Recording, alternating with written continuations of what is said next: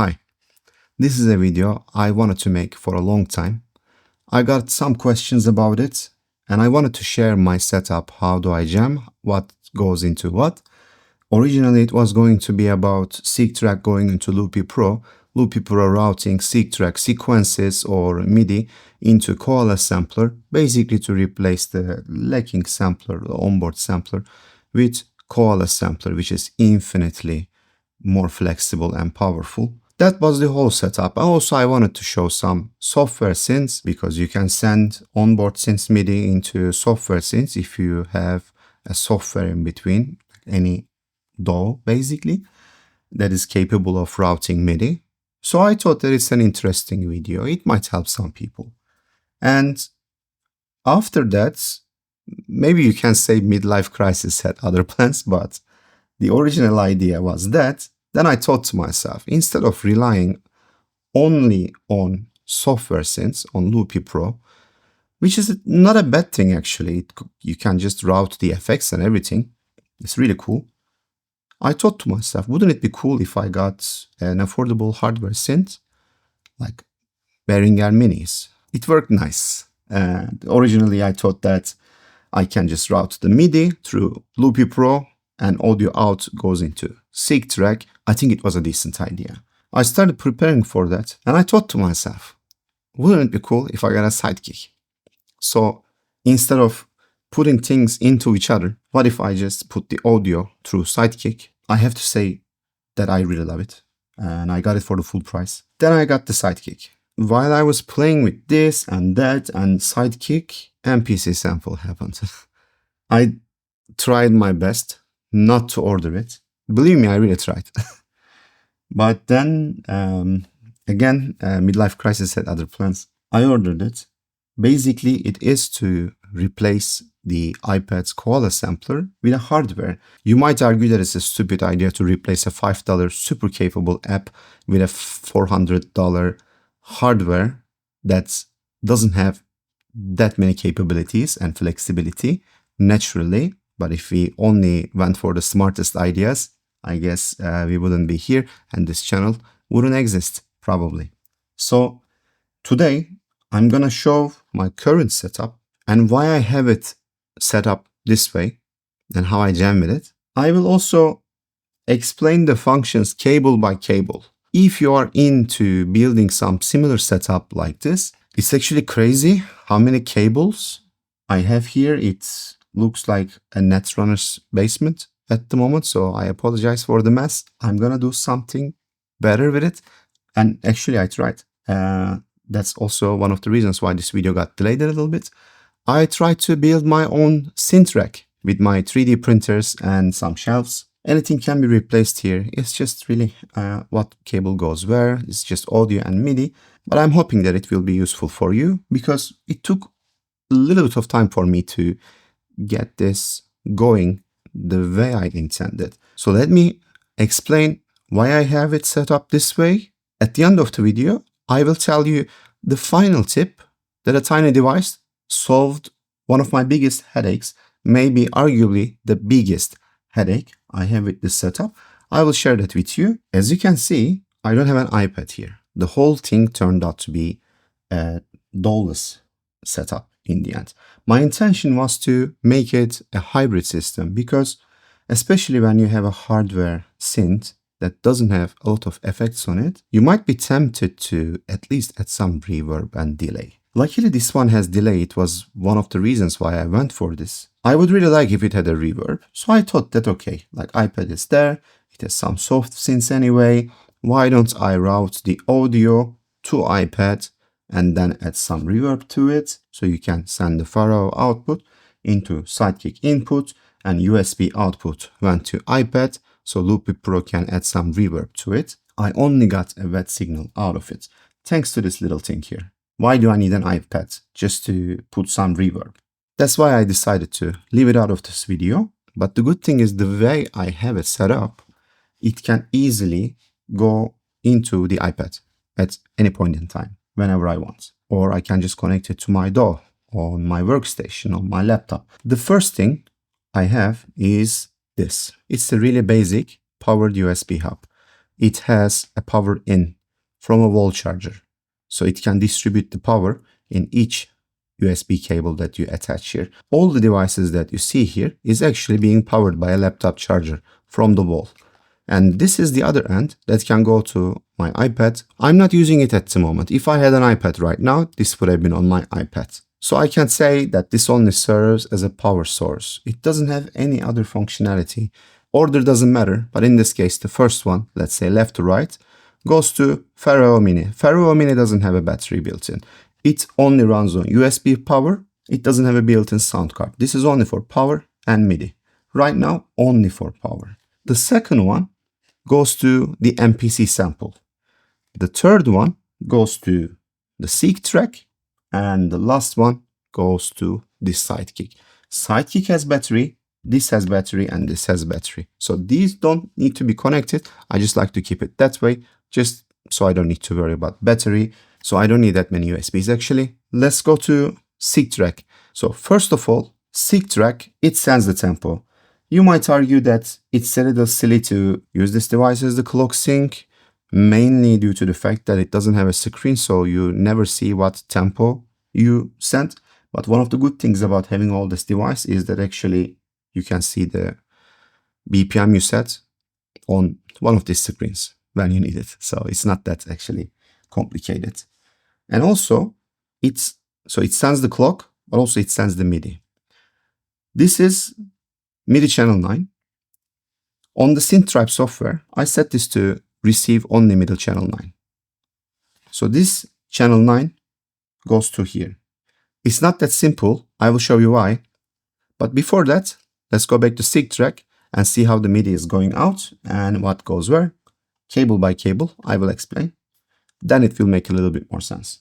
This is the MIDI splitter. It's in and out. This is the one that comes with Seqtrak. This controversial cable is a proprietary cable that is near impossible to find one unless you contact Yamaha, as far as I know. So I'm holding on to it like it's the most valuable thing I have. So this out right now, it's a little bit complicated to show, but it goes to MPC Sample. On MPC Sample, I will try to show it actually. It goes to MIDI in. This is a converter from 5-pin to 3.5 millimeter. So this is one of the slightly more expensive cables that you will need to use it with Seqtrak. From Seqtrak, I go to MPC Sample. So MPC Sample sync, BPM, clock, everything is covered. But I don't need to sequence the MPC Sample with Seqtrak. The MIDI goes to MPC Sample here to MIDI in, but also the out goes to Phara-o Mini. But since the whole sequence is coming from Seqtrak, I also don't need to worry about clock sync or anything like that. If I play the song here, you will see that the tempo doesn't change at all. It doesn't respond to any beat, which is exactly the way I want to set it up. And also most Behringer Mini synths only 16 steps of onboard sequencer. But if you want to play any melodies or I don't know, leads or whatever you want, it's kind of limited. But here, instead of 16, I have 128 steps. By the way, this is something that I was defending for a long time. This is actually a very capable sequencer. It's not perfect by any means, but it's not that bad as a Dawless brain in my experience. Especially after the last update, we got 9 synths, which is 9 MIDI channels that can be polyphonically sequenced. And as long as you have the right MIDI routing, with this, you can play 9 external synths. It's not as simple to set it up because the output's a little bit limited, let's say.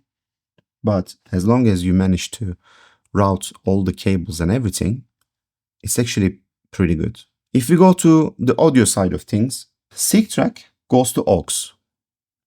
The reason it goes to aux is actually very simple. Channel 1 and channel 2 inputs go through the channel 1 and channel 2 here. So you get the compressor and you get the equalizer and the volume faders, and you can add effects to it. But all of this functionality exists already here. So I can have a 5-band equalizer in the mastering chain. I have a compressor. I can just cut the volume or mute anything. I also have some performance effects that I can swap from the app. I really didn't need any additional filters or effects or equalizers on top of that. So these two channels could be used better, I thought. So that's why Seqtrak goes to aux and aux goes straight to the output. And instead of that, this out you can see here is on the headphone port right now on Phara-o, goes straight to channel 1, which means I can control the compression on the synth and the equalizer and the volume fader. I can of course control the volume fader here. I can also control the volume here on board the synth, but this is much more simpler than twisting this tiny little knob. And lastly, another output, which is MPC Sample. Just for the convenience, at the moment I connected here, but just for the convenience, I already had this laying around. I just connected to headphone into this. And there's actually a pretty cool detail about this. The way I set it up, this was my main intention, setting up the whole thing. I wanted MPC Sample to be able to sample from this Seqtrak and Phara-o Mini. This was one of my goals. This is why the audio goes to channel 2, but then headphone out of the Sidekick goes to input of MPC Sample. But basically, the whole setup right now, I can play a chord here, sample it into MPC Sample, or I can play some bass or lead on the synth, and then also sample that to here. But at the same time, I can add some effects if I want to, or EQ the synth, thanks to Sidekick being on channel 1. So all the things that I apply here will sample into MPC Sample. Let me quickly show you how the resampling between these devices work, or sampling from the sound modules into MPC Sample. You need to configure the inputs. Source should be rear because I'm using these inputs at the moment to resample. And I'm going to go to, let's go to pad B, select an empty sample. And here on channel 7, when I press and hold, you see this buttons highlighted here. Maybe it's not that visible in the camera, but this would be the drum. This would be a drum kit. And the third button would be a synth. I'm going to press and hold, and you will see in a moment the loading bar is loading the synth there. It should be done now. Now this is a synth. You can hear the sounds. And for the demonstration, it doesn't really matter. Let's bring this synth in the MPC Sample. I just press sample record, tap the pad, waiting for signal.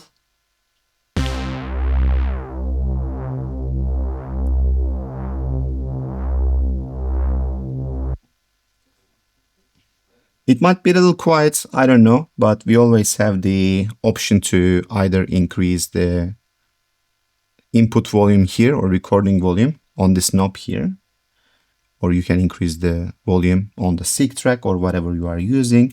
It would have been this one maybe. In this case, I'm just gonna normalize it. Well, that's it basically. There wasn't much to normalize.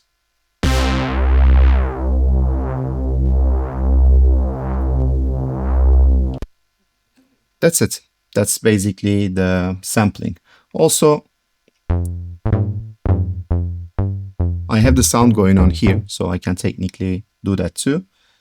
And again, the reason I'm able to do this is that output goes to aux from Seqtrak to Sidekick.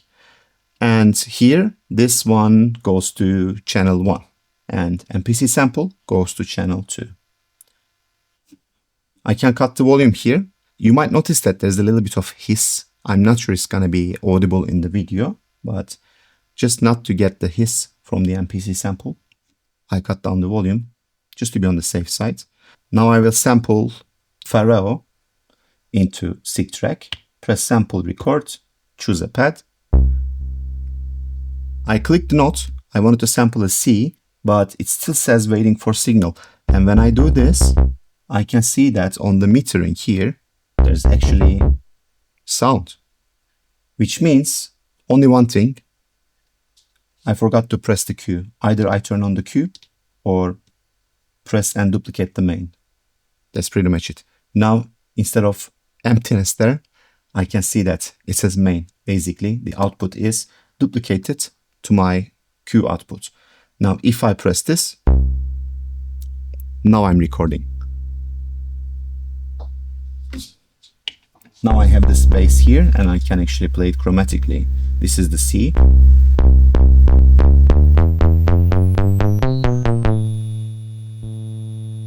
You might hear this weird background hiss, buzz, whatever you name it.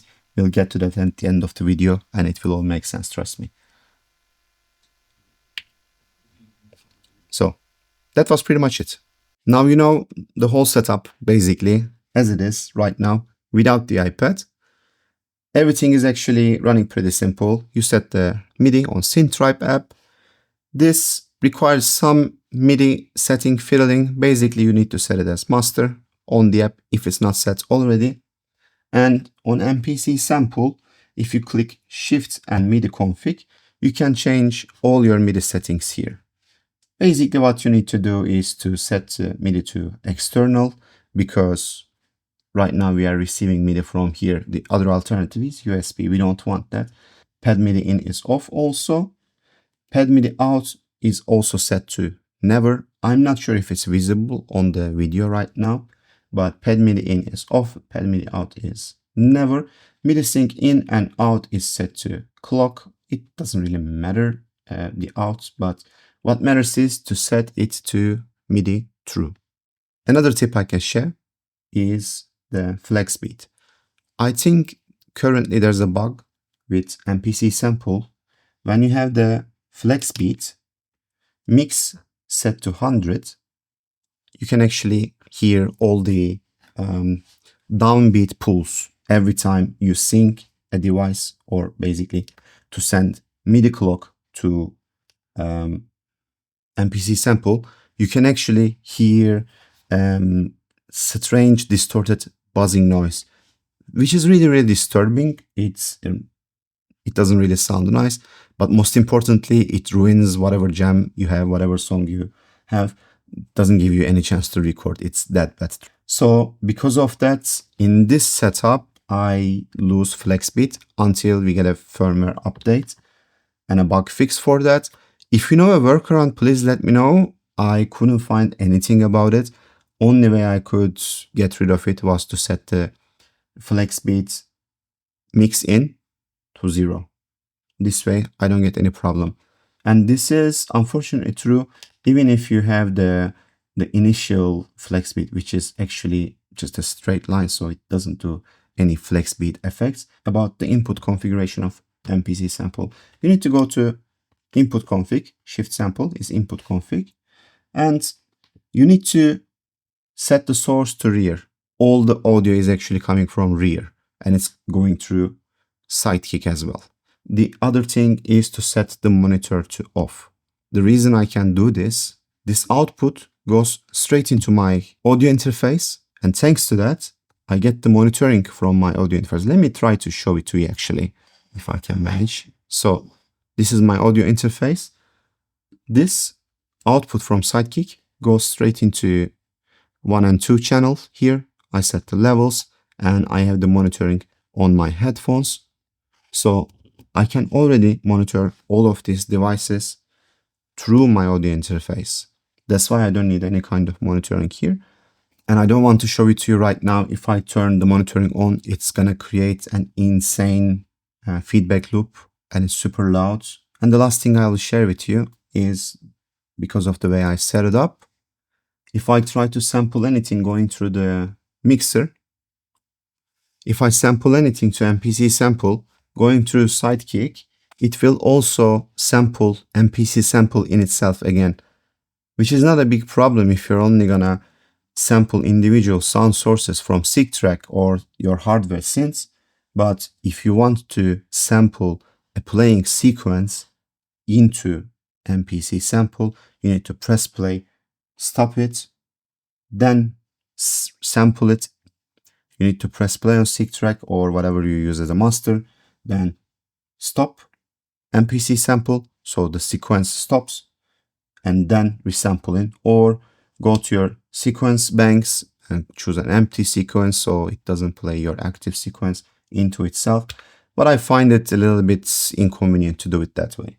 Instead of that, since this is already on channel 2, when I want to sample something from either Seqtrak or my hardware synth, I just cut MPC Sample out, I resample it, and when I want to listen to it again, I bring it up.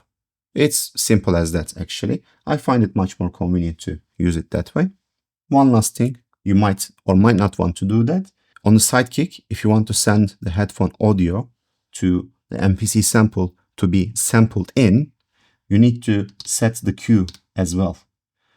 One way to do it is to enable Q buttons here, or if you press and hold to these buttons, it will switch to main. So whatever you have in the output going into my audio interface right now will also go out. This is one of the most amazing things about this device. So not only you get to hear your master output and your Q output, but also you can mirror your output to your Q output, which is fantastic. That's how I like to use it. But again, it's up to you how to use it. So this is basically the whole cabling. As I mentioned, it got a little crazy. Let me put on my headphones and I'm gonna play it to you. Maybe things will make a little bit more sense after I did that. Since Seqtrak is my master, I will start the playback from the Seqtrak. Right now, I only have a DX track coming. Goes to Sidekick, aux, and that's pretty much it.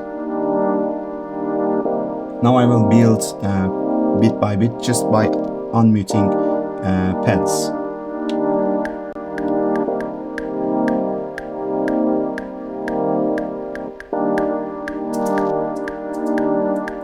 Also, right now the sequence is already built on Seqtrak, but since it's mute, it doesn't trigger Behringer as well. So mute is not only for the audio, but also for MIDI. I will bring it now.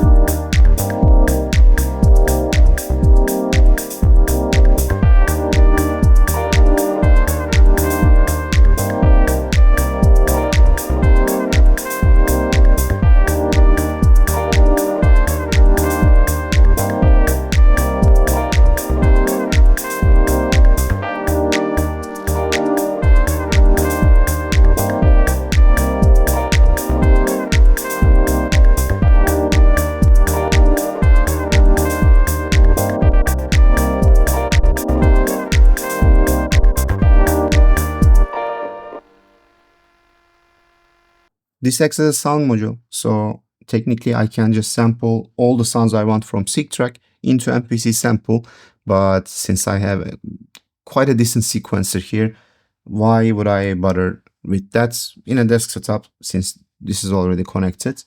But otherwise, actually, if I only carry MPC Sample with me, I can do all of this with my phone, just using some software synths. This is actually pretty powerful for that. But again, on the desk setup, it's quite convenient to do it this way, in my experience. And the last thing I will show you is the biggest headache that I have about this system, which might help you also if you're struggling with this. And it might help you if you decide to go in a similar setup like this. Right now I will disable the post-processing that I have that is going straight into my audio interface as well as my headphones, and you will understand immediately what I mean. Basically, right now, there's a really, really strong buzz in my ears. And I hate that. And it ruins the whole experience. I probably made the worst possible setup I can make around these devices because all of them are connected to each other, coming from a single power source. Most of them have internal batteries already, and there are multiple cables going in and out. So this is creating some ground loop interference. Hear it how it sounds. How to get rid of it? It's actually quite affordable solution. This device in my hand is called a ground loop isolator. What it does basically, it decouples the power signal from audio signal. This is what I understand at least. It's $10, and since I learned that this is gonna solve my problem, as any reasonable person would do, I ordered 4 of them. And I'm actually using all. Not only here, but I have some listening setup somewhere that is connected on a phone with some chargers and some powered speakers, and then some other speaker I have somewhere else is causing similar hiss. You can use it in your car. Anyway, it's actually quite handy. And for the price that they sell this for, it's actually working pretty well. I'm not entirely sure about the side effects, to be fully honest. So maybe this is actually distorting your sound in a different way, or maybe just simply it ruins the fidelity. Maybe you don't get as deep bass as you would get otherwise, or maybe it doesn't give you the brightest high end. But in my experience, this doesn't change the sound, at least in a way that I can notice. And if I don't use this, it's pretty much unusable, or at least let's say it's unpleasant. So even if it has some kind of side effects, it's not audible, it's not noticeable for me. And even if it was, if I don't get a little bit of dim hi-hats, it's better than listening to a bass.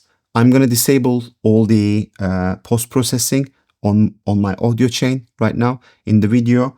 So you can hear without this. So you can hear the sound without this. And then after I plug this, what kind of sound you get. It already introduced a little bit of buzz. Right now, I don't see it on the sound meter. So it's not really that strong of a hiss or a buzz. But if I put this in,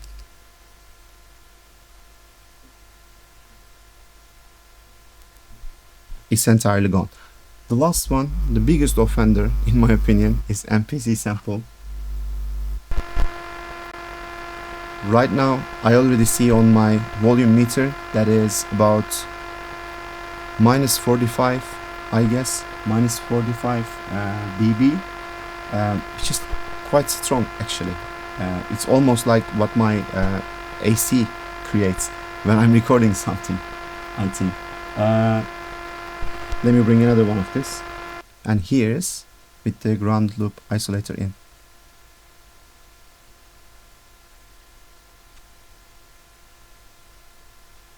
That's it. If you want to have exactly the same one I have, I will show it to you. This is Zeocom. It comes exactly like this. So you get a super short 3.5 millimeter jack and this ground loop isolator. That's pretty much it. If you want to buy exactly the same one, it worked great for me. And I will post an Amazon link. It's not affiliated or anything. So you buy, good for you. If you don't buy, still good for you, I guess. So I'm not getting anything in case you would have that question. I think that's pretty much it for this video. So I really like this setup currently the way it is. Again, there are really questionable decisions here. You know, it's not that straightforward. Most of the things, first of all, if I wanted to jam only, the functionality I get from all this could have been just Seqtrak and Koala sampler without even Loopy Pro. You know, it's like simple as that. I just wanted to have a few more things to play with, mostly to experiment with actually. And then things happened on the way. So if you are using Koala Sampler already, you definitely don't need this. Definitely don't need this. Just, I don't know, get a small MIDI pad instead. I know it's not the same thing. So this is an amazing machine, really. It's amazing, amazing device.